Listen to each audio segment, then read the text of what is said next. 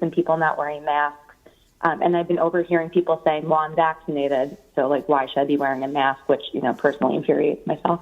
But I wanted to know what the city's strategy is for implementing these public health measures as more people get vaccinated. Are there specific things that you're looking to do to, educate people around their risk of transmission as we vaccinate more people?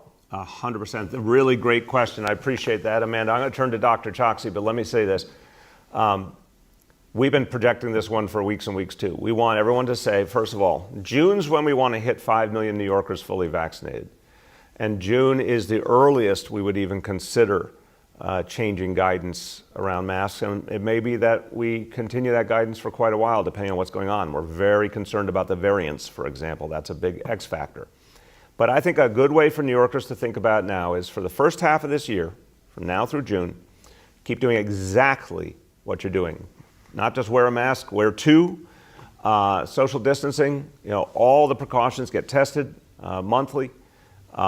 If you do have a case in your home, have the person safely separate. We want to keep all those precautions in place to guard against the variants, to help us consolidate our progress, to give time for this vaccination effort to catch up with the larger reality and really create a new dynamic in the city. When we get closer to June, we'll update the guidance depending on what we're seeing. But I think it's really important for people not to let the guard down. And Dr. Choksi will tell you that even when you're vaccinated, you have to have concern for everyone around you. So I would say anyone vaccinated, keep wearing that mask as part, and it's also just the culture. We want everyone to remember that the mask wearing culture has been part of what turned the corner for us, and we got to keep it that way until this is finally defeated. Go ahead, Dr. Choksi. Thank you, Mr. Mayor. Yes, we cannot take our foot off of the gas right now. We remain in a position where we're concerned about the number of cases that we're seeing each day. We are concerned about the new variants as well. And we now have this valuable new weapon in our arsenal, the vaccine. But we have to think about it as something that is an additional layer of protection to all of the things that we know have already worked. And that includes mask wearing.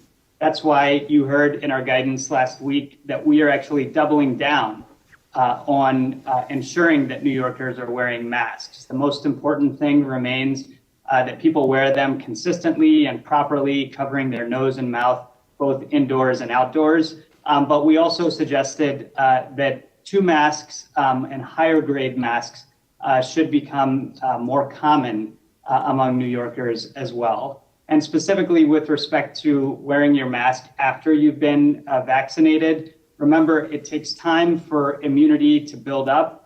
That's one important reason. But then even after you've been fully vaccinated and have full immunity, we don't know enough about the spread of the virus, even when someone doesn't experience symptoms after they've been vaccinated. And for all these reasons, it will remain important for us to keep wearing masks in the coming weeks and likely in the coming months as well.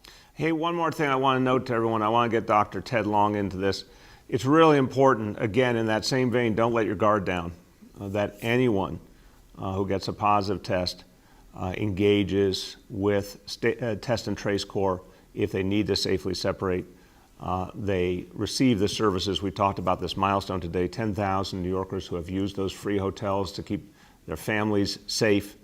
But Dr. Long, remind everyone of how to connect with Test and Trace and how to get that service if they need that for their family.